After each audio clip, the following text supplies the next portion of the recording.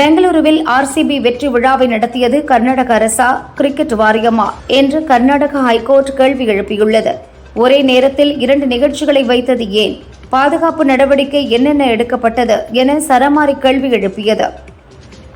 RCB வெற்றி கொண்டாட்ட நெரிசலில் சிக்கி பலியான 11 குடும்பங்களுக்கு தலா 10 லட்சம் ரூபாய் வழங்கப்படும் என ஆர்சிபி நிர்வாகம் அறிவித்துள்ளது.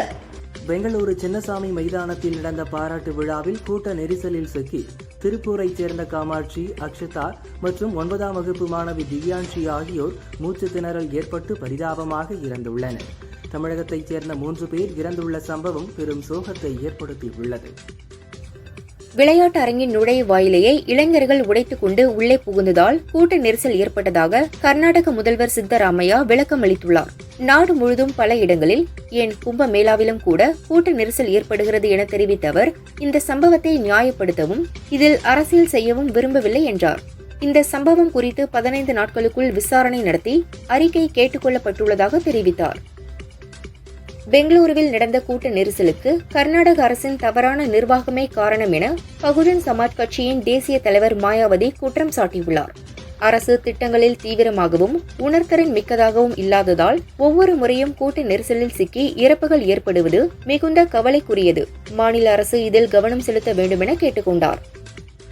சொல்வதற்கு வார்த்தைகள் இல்லை, முற்றிலும் உடைந்து விட்டேன் என்று பெங்களூரு கூட்ட நெரிசலில் சிக்கி ரசிகர்கள் பலியான சம்பவத்துக்கு ஆர்சிபி வீரர் விராட் கோலி வருத்தம் தெரிவித்துள்ளார்.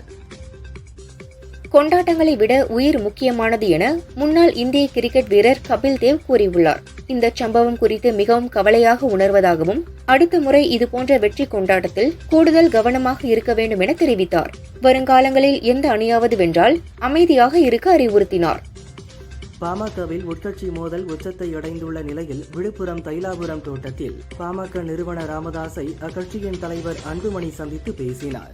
ராமதாஸை சந்தித்து சமாதானம் செய்ய பாமக மூத்த நிர்வாகிகளுடன் அன்புமணி தைலாபுரம் தோட்டத்துக்கு சென்ற நிலையில் 1 மணி நேரத்திற்கு மேலாக பேச்சுவார்த்தை நடந்தது. பாமக நிறுவனர் ராமதாஸ் மற்றும் பாமக தலைவர் அன்புமணி இருவருக்கும் இடையே கருத்து வேறுபாடு ஏற்பட்டது. இருவரும் மாவட்ட செயலாளர்கள் கூட்டத்தை தனித்தனியாக கூட்டினர்.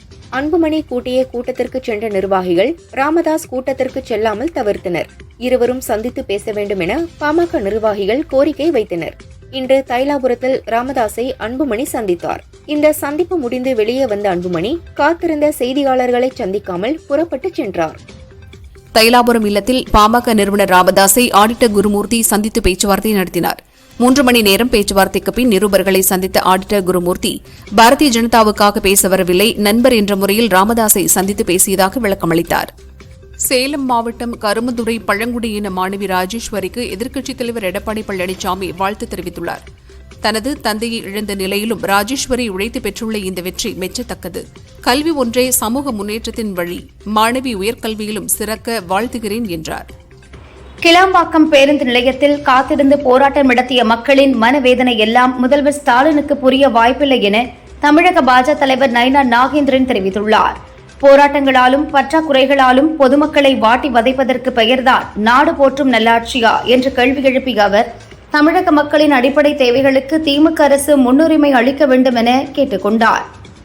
ஈரோடு மாவட்டம் சத்தியமங்கலம் அடுத்த பண்ணாரி சோதனைச் சாவடியில் பால் வேனில் கடத்தி வரப்பட்ட 128 கிலோ குட்கா பொருட்களை போலீசார் பறிமுதல் செய்தனர். டிரைவர் மனோஜ்குமாரை சத்தியமங்கலம் போலீசார் கைது செய்து விசாரிக்கின்றனர். 1971 தனிநாடு கேட்டு போராடிய கிழக்கு பங்களாதேஷை சேர்ந்தவர்களுக்கு ஆதரவாக அன்றைய பிரதமர் இந்திரா காந்தி இந்திய ராணுவத்தை அனுப்பியதை இன்றைய ஆபரேஷன் சிந்தூர் நடவடிக்கையோடு காங்கிரஸ் கட்சியினர் ஒப்பிட்டு பேசுகின்றனர். இது மிகவும் தவறானது என பாரதிய ஜனதா தேசிய மகளிர் அணி தலைவர் வானதி விமர்சித்துள்ளார். தேசிய பாதுகாப்பு விவகாரத்தில் அரசியல் செய்வதை ராகுல் நிறுத்திக் கொள்ள வேண்டும் என வலியுறுத்தினார். தமிழக வெற்றிக் கழக தலைவர் விஜய் குறித்து எம்எல்ஏ வேல்முருகன் பேசிய சர்ச்சைக்குரிய கருத்துக்கு பாஜக மூத்த தலைவர் தமிழிசை கண்டனம் தெரிவித்துள்ளார். குழந்தைகள் விஜயை அண்ணா என்று அழைப்பது தமிழில் அன்பின் வெளிப்பாடு மட்டுமே. இந்த உறவை கொச்சைப்படுத்துவது குழந்தைகளின் மனதை மட்டுமல்லாமல் பெற்றோர்களின் மனதையும் புண்படுத்துகிறது. இப்படி புண்படுத்துவது தமிழ் பண்பாடு இல்லை என்றும் தமிழிசை தெரிவித்துள்ளார். பார்லிமெண்ட் எம்பி பதவிக்கான தேர்தல் வரும் 19ஆம் தேதி நடைபெறவுள்ளது. அதிமுக சார்பில் அறிவிக்கப்பட்டுள்ள வேட்பாளர்கள் அதிமுக வழக்கறிஞர் பிரிவு செயலாளர் இன்பதுரை மற்றும் செங்கல்பட்டு கிழக்கு மாவட்ட அவைத்தலைவர் தனபால் ஆகியோர் நாளை தமிழ்நாடு சட்டமன்ற பேரவை அலுவலகத்தில் வேட்புமனு தாக்கல் செய்ய உள்ளனர். நம்முடைய சொகுசுக்காக இயற்கையை மாசுபடுத்தாமல் நம்மை வாழ வைக்கும் இயற்கையை பாதுகாக்க உறுதி ஏற்போம் என உலக சுற்றுச்சூழல் தினத்தை முன்னிட்டு முதல்வர் ஸ்டாலின் கூறியுள்ளார். உலக சுற்றுச்சூழல் தினத்தை முன்னிட்டு டெல்லியில் உள்ள தனது இல்லத்தில் பிரதமர் மோடி சிந்தூர் மரக்கன்றை நட்டார். அவர் மண்வெட்டி வைத்து குழி தோண்டி மரக்கன்றை நடும் வீடியோ இணையத்தில் வைரலாகி வருகிறது. இந்த மரக்கன்று நம் தேசத்தின் பெண் சக்தியின் வீரம் மற்றும் உத்வேகத்தின் அடையாளமாக இருக்கும் என பிரதமர் மோடி தெரிவித்தார். உலகின் உயரமான ரயில்வே பாலத்தை திறந்து வைப்பதற்காக பிரதமர் மோடி நாளை ஜம்மு காஷ்மீர் செல்கிறார். பெஹல்காம் தாக்குதலுக்கு பின் முதன்முறையாக ஜம்மு காஷ்மீர் செல்வது குறிப்பிடத்தக்கது. செனாப் நதியின் குறுக்கே கட்டப்பட்டுள்ள உயரமான ரயில் பாலத்தை திறந்து வைக்கிறார் பிரதமர். மத்திய உள்துறை அமைச்சர் அமித்ஷா வரும் 8ஆம் தேதி மதுரை வருகிறார். அவர் தென் மாவட்டங்களைச் சேர்ந்த பாஜக நிர்வாகிகள், தொண்டர்களை சந்தித்து தேர்தல் பணிகள் தொடர்பாக அறிவுரை வழங்க உள்ளார். மதுரையில் கடந்த 1ஆம் தேதி திமுக பொதுக்குழு நடந்த நிலையில் இதற்கு பதிலடி கொடுக்கவே அமித்ஷா நிர்வாகிகள் மற்றும் தொண்டர்களை சந்திக்கும் ஏற்பாட்டை செய்து மதுரைக்கு வருவதாக கட்சி நிர்வாகிகள் கூறினர். ஐநா பொருளாதார மற்றும் சமூக கவுன்சில் உறுப்பினராக இந்தியா தேர்வாகியுள்ளது. 18வது முறையாக இந்த கவுன்சிலின் உறுப்பினராக இந்தியா தேர்வாகியுள்ளது. தங்கள் மீது நம்பிக்கை வைத்து ஆதரவளித்த நாடுகளுக்கு நன்றி தெரிவித்துக் கொள்வதாக வெளியுறவுத்துறை அமைச்சர் ஜெய்சங்கர் தெரிவித்துள்ளார். உக்ரைனின் வடக்கு பகுதியில் உள்ள பிரைலுகி நகர் மீது இன்று அதிகாலை ரஷ்யா நடத்திய ட்ரோன் தாக்குதலில் 1 வயது குழந்தை உட்பட 5 பேர் இறந்தனர், 6 பேர் காயமடைந்துள்ளனர். அதேபோல கார்கிவ் பகுதியில் நடந்த தாக்குதலிலும் கர்ப்பிணி பெண் குழந்தைகள் உட்பட 17 பேர் காயமடைந்துள்ளனர். பல வாகனங்கள் எரிந்து நாசமாகின. பாமகவில் நிலவும் உட்கட்சி மோதலை முடிவுக்கு கொண்டுவர அதிமுக, பாஜக போன்ற கட்சிகள் முயன்று வருகின்றன. இதன் ஒரு பகுதியாக இன்று தைலாபுரம் தோட்டத்தில் அன்புமணியை அடுத்து ஆடிட்டர் குருமூர்த்தி, சைதை துரைசாமி ஆகியோர் நிறுவன ராமதாசிடம் பேச்சுவார்த்தையில் ஈடுபட்டனர். பிரதமர் நரேந்திர மோடி முன்னாள் அரசு உயரதிகாரிகளுக்கு அமைச்சர் பதவி வழங்கியது போல வரும் சட்டசபை தேர்தலில் போட்டியிட முன்னாள் IAS அதிகாரிகளுக்கு சீட் வழங்க திமுக முடிவு செய்துள்ளது. முதற்கட்டமாக இருவருடைய பெயர்கள் தேர்வு செய்யப்பட்டிருப்பதாக தகவல் வெளிவந்திருக்கிறது. இருவரில் ஒருவரை திருவாரூர் மாவட்டத்தில் ஒரு தொகுதியிலும் சென்னையில் ஒரு தொகுதியிலும் போட்டியிட வாய்ப்பளிக்கலாம் என்றும் கட்சி தலைமை முடிவெடுத்துள்ளது. ஆபரேஷன் சிந்தூர் குறித்து விளக்க கனிமொழி MP தலைமையிலான MPக்கள் குழு ஸ்பெயின் சென்றது. அப்போது இந்தியாவின் தேசிய மொழி எது என ஸ்பெயின் பிரதிநிதிகள் கேள்வி எழுப்ப, வேற்றுமையில் ஒற்றுமைதான் இந்தியாவின் தேசிய மொழி என கனிமொழி பதிலளித்தார். இந்நிலையில் இந்திய நாட்டுக்கான குரலாக தமிழகத்தின் அன்பு மொழியை ஒற்றுமை மொழி என பேசிய கனிமொழியை கண்டு பெருமை கொள்வதாக கனிமொழியை முதல்வர் ஸ்டாலின் பாராட்டியுள்ளார். பெங்களூருவில் கூட்ட நெரிசலில் சிக்கி தமிழர்கள் உள்ளிட்ட 11 பேர் உயிரிழந்த சம்பவத்திற்கு எதிர்க்கட்சித் தலைவர் எடப்பாடி பழனிசாமி இரங்கல் தெரிவித்துள்ளார்.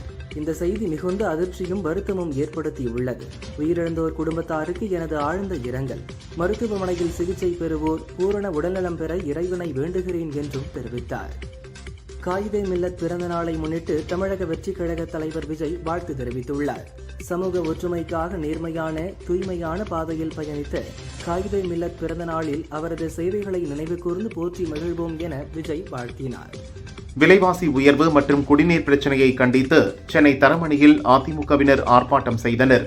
ஆர்ப்பாட்டத்தில் கலந்து கொண்ட வளர்மதி உட்பட பலரும் கைதாகினர்.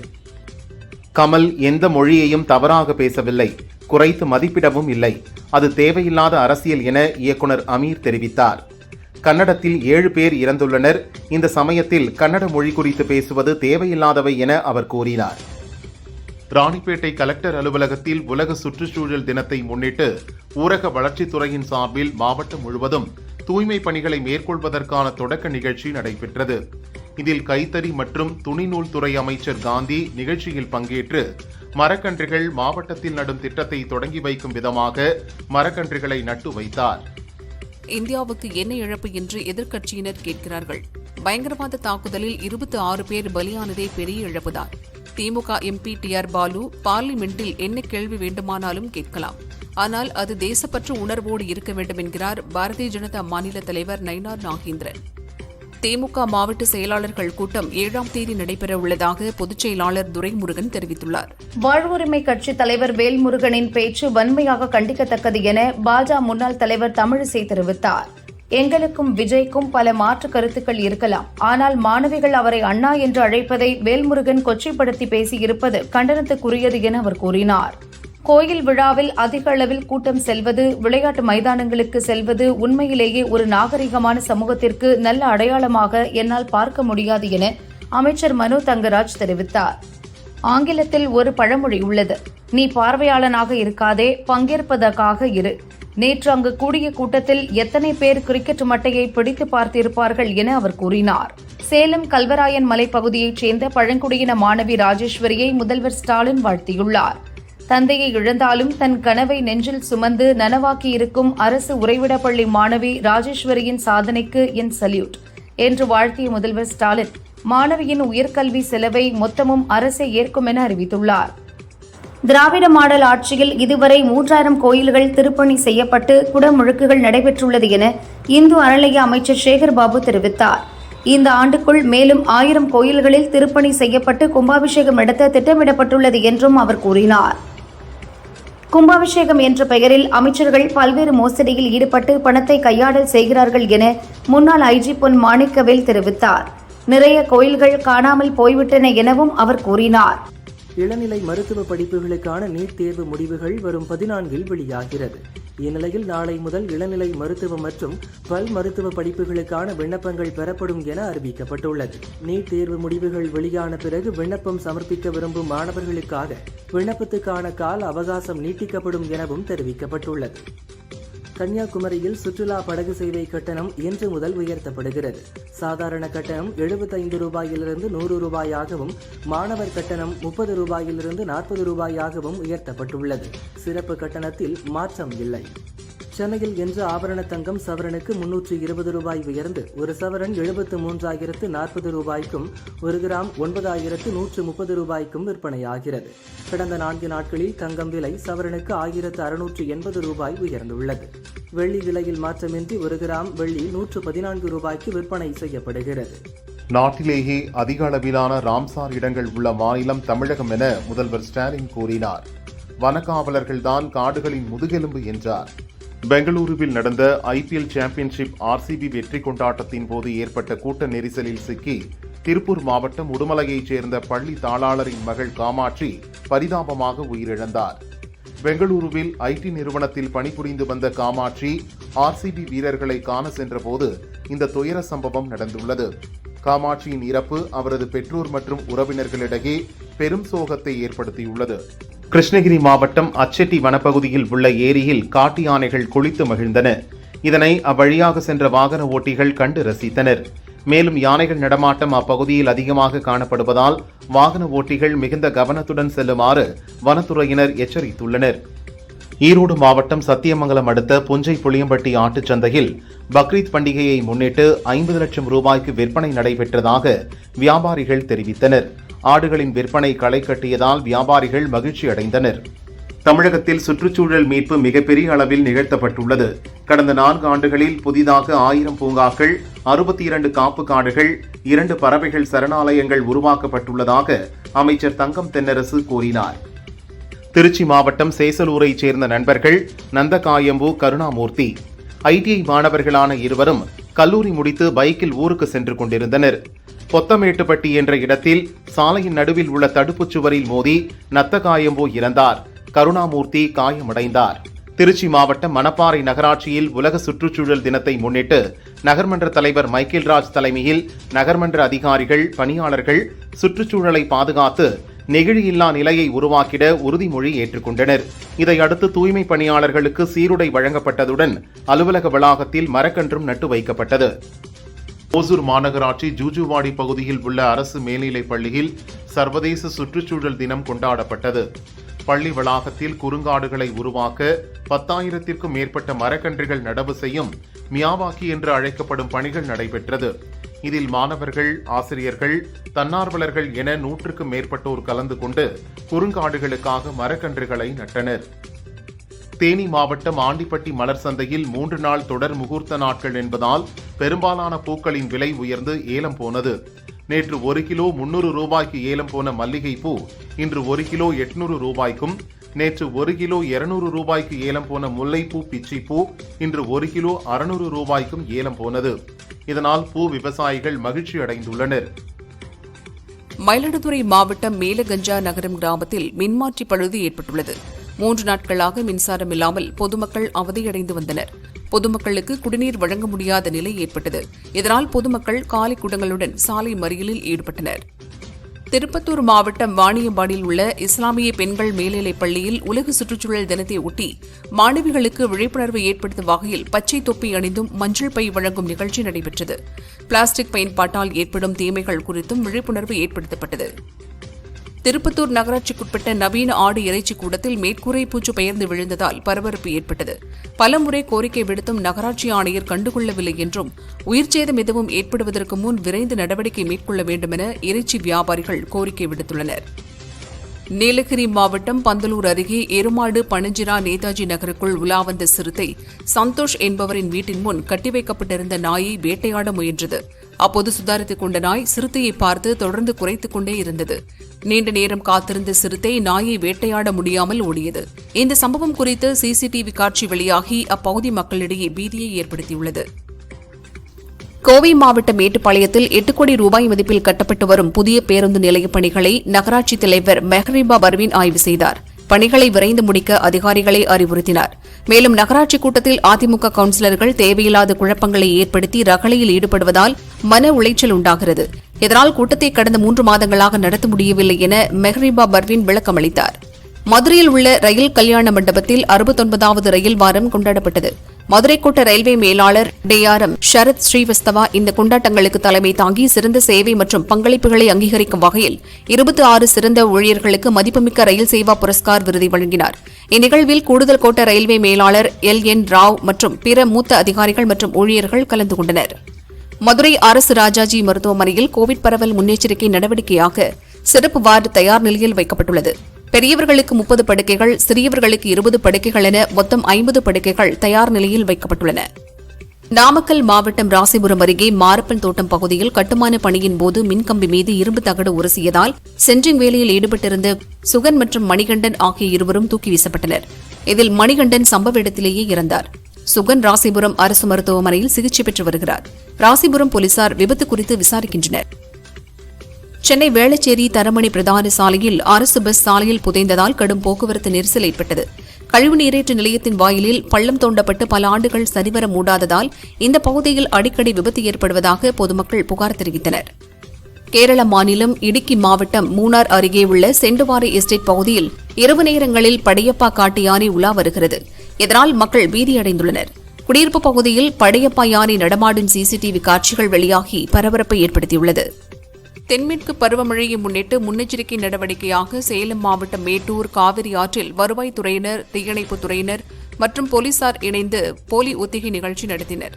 ஆற்று வெள்ளத்தில் அடித்துச் செல்பவர்களை மீட்பது குறித்து பொதுமக்கள் முன்னிலையில் ஒத்திகை நடத்தி காண்பித்தனர். திருச்சி ஒத்தக்கடை பகுதியில் அமைந்துள்ள நூலகம் மற்றும் அறிவுசார் மையத்தை நகராட்சி நிர்வாக அமைச்சர் நேரு திடீராய்வு மேற்கொண்டார். மாணவ மாணவிகள் மற்றும் அறிவுசார் மையத்திற்கு தேவைகள் மற்றும் குறைகளை கேட்டறிந்தார். திருச்சி ஒருங்கிணைந்த நீதிமன்ற வளாகத்தில் மாவட்ட சட்டப்பணிகள் ஆணைக்குழு சார்பில் உலக சுற்றுச்சூழல் தினத்தையொட்டி மரக்கன்றுகள் நடும் விழா நடந்தது. மாவட்ட முதன்மை அமர்வு நீதிபதி கிறிஸ்டோபர் தலைமை தாங்கினார். நீதிபதிகள் மற்றும் வக்கீல்கள் திரளாக பங்கேற்று நீதிமன்ற வளாகம் முழுவதும் மரக்கன்றுகள் நட்டு மகிழ்ந்தனர். சென்னையில் 357 வாகனங்கள் விதிகளை மீறி பதிவு செய்யப்பட்டுள்ளது. மோசடி கண்டுபிடிக்கப்பட்டதை அடுத்து முன்னாள் RTO ஒப்பந்த ஊழியர், வாகன விற்பனையாளர் மீது வழக்கு பதியப்பட்டது. மதுரை கலெக்டர் அலுவலக கூட்டரங்கில் பொதுத் தேர்வு எழுதிய மாணவ மாணவியருக்கான குறைதீர்ப்பு முகாம் கலெக்டர் சங்கீதா தலைமையில் இன்று நடைபெற்றது. மாணவ மாணவிகளிடம் உயர்கல்வி தொடர்பான மாணவர்களின் சந்தேகங்களை கேட்டு அதற்கான விளக்கத்தை அளித்து ஊக்குவித்தார். தமிழகத்தில் அடுத்த 7 நாட்களுக்கு லேசானது முதல் மிதமான மழை பெய்யக்கூடும் என சென்னை வானிலை மையம் தெரிவித்துள்ளது. சென்னை மற்றும் புறநகர் பகுதிகளில் இன்றும் நாளையும் வானம் ஓரளவு மேகமூட்டத்துடன் காணப்படும். நகரின் ஒரு சில பகுதிகளில் இடி மின்னலுடன் லேசானது முதல் மிதமான மழை பெய்ய வாய்ப்புள்ளதாக வானிலை மையம் தெரிவித்துள்ளது. மதுரை உசிலம்பட்டி ஸ்ரீரங்காபுரம் விலக்கு அருகே தேனியிலிருந்து மருத்துவ மூலப்பொருட்கள் ஏற்றி வந்த டாடா எஸ் லோடு வேன் திடீரென தீப்பிடித்து எரிந்தது. உசிலம்பட்டி தீயணைப்பு வீரர்கள் தீயை கட்டுக்குள் கொண்டு வந்தனர். அதற்குள் மருந்து பொருட்களும் வேனும் 80% எரிந்து சேதமானது. உசிலம்பட்டி போலீசார் விசாரித்து வருகின்றனர். மதுரையிலிருந்து விருதுநகர் வழியாக சிவகாசி செல்லும் அரசு பேருந்தின் பின்பக்க படிக்கட்டு கதவு பேருந்து சென்று கொண்டு இருக்கும் போதே திடீரென கழன்று விழுந்தது. பயணிகள் அதிர்ச்சி அடைந்தனர். படிக்கட்டில் பயணிகள் யாரும் பயணிக்காததால் பெரும் அசம்பாவிதம் தவிர்க்கப்பட்டது. இதையடுத்து பஸ்ஸை ஓரமாக நிறுத்திய டிரைவர் மற்றும் கண்டக்டர் கழன்று விழுந்த கதவை பயணிகள் உதவியோடு நார்கயிற்றால் கட்டி வைத்து பின்னர் பஸ்ஸை இயக்கினர். வேலூர் நகர் முழுதும் பாமக நிறுவனர் ராமதாசுக்கு ஆதரவாக போஸ்டர்கள் ஒட்டப்பட்டுள்ளன. இந்த வால் போஸ்டரில் ஐயாவே அடையாளம், அதிகாரம் ஐயாதானே, சிறை சென்றவனே தலைவன் என ராமதாசுக்கு ஆதரவாக இந்த வால் போஸ்டர்கள் ஒட்டப்பட்டுள்ளன. இதில் தடா பாஸ்கர், வழக்கறிஞர் பன்னீர், சிறை பறவை போன்றவர்களின் பெயருடன் ஒட்டப்பட்டுள்ளது. உலக சுற்றுச்சூழல் தினத்தையொட்டி ஒடிசாவின் பூரி கடற்கரையில் 1000 பிளாஸ்டிக் பாட்டில்களை பயன்படுத்தி மணற்சிற்ப கலைஞர் சுதர்சன் பட்நாயக் பிரம்மாண்ட சிற்பத்தை உருவாக்கியுள்ளார். சுற்றுச்சூழல் பாதுகாப்பிற்காக பிளாஸ்டிக் பொருள் பயன்பாட்டை தவிர்ப்போம் என்ற கருத்தை வலியுறுத்தி இந்த சிற்பத்தை அவர் உருவாக்கியுள்ளார். சென்னை திருவொற்றியூரில் பூட்டிய வீட்டிற்குள் பதுங்கி வாழ்ந்து வந்த ரவுடி கொலை செய்யப்பட்ட சம்பவம் பரபரப்பை ஏற்படுத்தியுள்ளது. தப்பி ஓடிய கொலையாளிகளை போலீசார் தேடி வருகின்றனர். கோவை மாவட்டம் அன்னூர் அருகே கோவில்பாளையம் பகுதியில் சாலையோரம் நடந்து சென்ற மூதாட்டி மீது கார் மோதி நிற்காமல் செல்லும் சிசிடிவி காட்சி வெளியாகி அதிர்ச்சியை ஏற்படுத்தியுள்ளது. கார் மோதிய வேகத்தில் மூதாட்டி சசிகலா தூக்கி வீசப்பட்டு சம்பவ இடத்திலேயே பரிதாபமாக இறந்தார். சிசிடிவி காட்சியை வைத்து நிற்காமல் சென்ற கார் குறித்து கோவில்பாளையம் போலீசார் விசாரிக்கின்றனர். சித்தூர் மாவட்டம் குப்பம் வழியாக கிருஷ்ணகிரி நோக்கி செல்ல இருந்த ஹரியானா கொள்ளை கும்பல் போலீசாரை தாக்கிவிட்டு தப்பியது. ஆந்திர எல்லை தாண்டவில்லை என்பதை உறுதி செய்த போலீசார் ட்ரோன் கேமரா, மோப்பனாய் உதவியுடன் கொள்ளை கும்பலை தேடுகின்றனர். நாட்டில் மீண்டும் கொரோனா பரவல் அதிகரிக்க துவங்கியுள்ள நிலையில் அனைத்து மருத்துவமனைகளிலும் ஆக்சிஜன், தனி வார்டுகள், வெண்டிலேட்டர்கள் கிடைப்பதை உறுதி செய்ய மாநில அரசுகளுக்கு மத்திய சுகாதாரத்துறை அறிவுறுத்தியுள்ளது. முதியவர்கள், கர்ப்பிணியர், கடுமையான நோய்களால் பாதிக்கப்பட்டவர்கள் பொது இடங்களுக்கு செல்லும் போதும் பயணங்களின் போதும் முகக்கவசம் அணிய வேண்டும் எனவும் தெரிவித்துள்ளது. காங்கிரஸ் எம்பி ராகுல் பாரத் ஒற்றுமை யாத்திரையின் போது அருணாச்சல பிரதேச எல்லையில் நம் ராணுவ வீரர்களை சீன ராணுவத்தினர் அடிக்கின்றனர் என்று தெரிவித்திருந்தார். இதுகுறித்த வழக்கு அலகாபாத் ஹைகோர்ட்டில் நடந்து வருகிறது. விசாரணையின் போது ராணுவம் அல்லது ராணுவத்தினரை அவமதிக்கும் வகையில் பேசுவது கருத்து சுதந்திரத்தில் வராது என ராகுலுக்கு ஹைகோர்ட் கண்டனம் தெரிவித்தது. இந்தியாவில் நேற்று ஒரே நாளில் 564 பேருக்கு கொரோனா தொற்று பாதிப்பு உறுதி செய்யப்பட்டுள்ளது. தமிழகத்தில் 213 பேருக்கு தொற்று உறுதியாகியுள்ளது. நாட்டில் கொரோனா தொற்றால் நேற்று ஒரே நாளில் 7 பேர் பலியாகினர். பெங்களூருவில் கூட்ட நெரிசலில் சிக்கி 11 பேர் பலியான சம்பவம் தொடர்பாக கர்நாடக ஹைகோர்ட்டில் வழக்கு தொடரப்பட்டுள்ளது. ஆர்சிபி வெற்றி கொண்டாட்ட நிகழ்ச்சிக்கு உரிய ஏற்பாடுகளை செய்யவில்லை என குற்றச்சாட்டு எழுந்துள்ளது. உலக சுற்றுச்சூழல் தினத்தை முன்னிட்டு கொடைக்கானலில் தமிழ்நாடு மற்றும் பாண்டிச்சேரி சுற்றுச்சூழல் தலைவரும் முன்னாள் மாவட்ட கவர்னருமான டாக்டர் ரவீந்திரன் ஆனந்தகிரி பகுதியில் பழ மரக்கன்று நடவு செய்தார். தொடர்ந்து பிளாஸ்டிக் ஒழிப்பு, பசுமை காத்தல் குறித்த விழிப்புணர்வு கருத்துக்கள் எடுத்துரைக்கப்பட்டன. பக்ரீத் பண்டிகையை முன்னிட்டு வரும் 7ஆம் தேதி கேரள மாநிலத்தில் பொது விடுமுறை அறிவிக்கப்பட்டுள்ளது. கேரளாவில் உள்ள அரசு அலுவலகங்கள், பொதுத்துறை நிறுவனங்கள், கல்வி நிறுவனங்கள் உள்ளிட்ட நிறுவனங்களுக்கு இந்த விடுமுறை பொருந்தும் என அம்மாநில அரசு தெரிவித்துள்ளது. சத்தீஸ்கர் மாநிலம் ராய்கர் வனப்பகுதியில் உள்ள பள்ளத்தில் குட்டி யானை ஒன்று தவறி விழுந்தது. பல மணி நேரமாக சிக்கி தவித்தது. வனத்துறையினர் ஜேசிபி உதவியுடன் மீட்டனர். வெளியே வந்த குட்டி யானை துதிக்கையால் நன்றி சொல்வது போல் ஜேசிபியை தொட்டு பார்த்து அங்கிருந்து வனப்பகுதிக்குள் ஓடிவிட்டது. செவ்வாய் தோஷ நிவர்த்தி ஸ்தலமான காஞ்சிபுரம் செவந்தீஸ்வரர் கோவிலில் கும்பாபிஷேகம் வெகு விமரிசையாக நடைபெற்றது. பக்தர்கள் திரளாக பங்கேற்று சாமி தரிசனம் செய்தனர். திருவானைக்காவல் கோயிலில் இந்து சமய அறநிலைய அமைச்சர் சேகர் பாபு திடீர் ஆய்வு மேற்கொண்டார். பராமரிப்பு குறைபாடுகளை சுட்டிக்காட்டி அதிகாரிகளிடம் கடிந்து கொண்டார். தமிழகத்தின் பொக்கிஷமாக உள்ள கோயில்களை போற்றி பாதுகாக்க வேண்டியது அரசின் கடமை என சேகர் பாபு தெரிவித்தார். புதுக்கோட்டை மாவட்டம் நெடுவாசல் நாடியம்பாள் கோயில் வைகாசி விசாக விழாவில் முளைப்பாரி எடுப்பு நிகழ்ச்சி விமர்சையாக நடந்தது. அனைத்து சமுதாயத்தையும் சேர்ந்த சுமார் 3000த்திற்கும் மேற்பட்ட பெண்கள் முளைப்பாரிகளை தலையில் சுமந்து கும்மி அடித்து ஊர்வலமாக வந்தனர். 1.5 கிலோமீட்டர் தூரம் சென்று நகரத்தார் குளத்தில் முளைப்பாரியை கரைத்தனர். பொன்னேரி அருகே பழமை வாய்ந்த செல்வ விநாயகர் கோயிலில் கும்பாபிஷேகம் நடைபெற்றது. திரளான பக்தர்கள் பங்கேற்றனர். ராமநாத சுவாமி கோயிலில் ராமலிங்க பிரதிஷ்டை விழா நேற்று ராவண சம்ஹாரம் நிகழ்வுடன் தொடங்கியது. தொடர்ந்து ராமபிரான், லட்சுமணன் மற்றும் அனுமனுடன் ஊர்வலமாக புறப்பட்டு தனுஷ்கோடி அருகே உள்ள கோதண்டராமர் கோயில் எழுந்தருளினார். விபீஷ்ணர் ராமனை சரணடைந்தார். இதனைத் தொடர்ந்து ராமன் இலங்கை மன்னனாக விபீஷ்ணருக்கு பட்டாபிஷேகம் செய்து வைத்த நிகழ்வு நடைபெற்றது. திரளான பக்தர்கள் கலந்து கொண்டனர். புதுக்கோட்டையில் உள்ள ஜட்ஜ் சுவாமிகள் அதிஷ்டானம் புவனேஸ்வரி பீடத்தின் கும்பாபிஷேக விழா விமர்சையாக நடந்தது. திருவையாறு தர்மசம்வர்த்தினி கோயிலை அடிப்படையாக கொண்டு 14,000 சதுர அடியில் 93 தூண்களும் அதில் 744 சிற்பங்களுடன் முழுமையான கற்கோயிலாக சுமார் 8 ஆண்டுகளாக அமைக்கப்பட்ட பணி நிறைவடைந்து கும்பாபிஷேகம் நடைபெற்றது. 5,000த்திற்கும் மேற்பட்ட பக்தர்கள் கோயிலை சுற்றி நின்று சாமி தரிசனம் செய்தனர். நாகை மாவட்டம் திருப்புகழூரில் அமைந்துள்ள வேளாக்குறிச்சி ஆதீனம் அருளாசிக்குட்பட்ட கருந்தாள் குழலி அம்பாள் அக்னீஸ்வர சுவாமி கோயிலில் குடமுழுக்கு பெருவிழா இன்று கோலாகலமாக நடைபெற்றது. தமிழக அரசு பொறுப்பேற்றது முதல் திருப்புகழூர் அக்னீஸ்வரர் கோயில் குடமுழுக்கு 3,000வது குடமுழுக்கு என்பது குறிப்பிடத்தக்கது. திருச்சி மாவட்டம் மாங்கரைப்பேட்டை விநாயகர், ஐயனார், மாரியம்மன், பகவதியம்மன், மாங்கனாட்சியம்மன், வேல்கருப்பு சுவாமி, மாசி பெரியண்ண சுவாமி, மதுரை வீரன் சுவாமி உள்ளிட்ட 9 கோயில்கள் குடமுழுக்கு விழா விமர்சையாக நடைபெற்றது.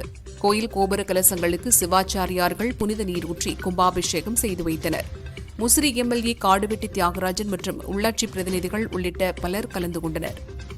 திருப்பரங்குன்றம் சுப்பிரமணிய சுவாமி கோயிலில் வசந்த உற்சவ விழா, வைகாசி விசாக விழா விமர்சையாக நடைபெற்று வருகிறது. அலங்கரிக்கப்பட்ட ஊஞ்சலில் சுப்பிரமணிய சுவாமி தேவானியுடன் எழுந்தருளினார். சிறப்பு பூஜைகள், தீபாராதனை காட்டப்பட்டது. புதுச்சேரி வில்லியனூர் திருக்கோமேஸ்வரர் கோயிலின் பிரம்மோற்சவ விழா விமர்சையாக நடக்கிறது.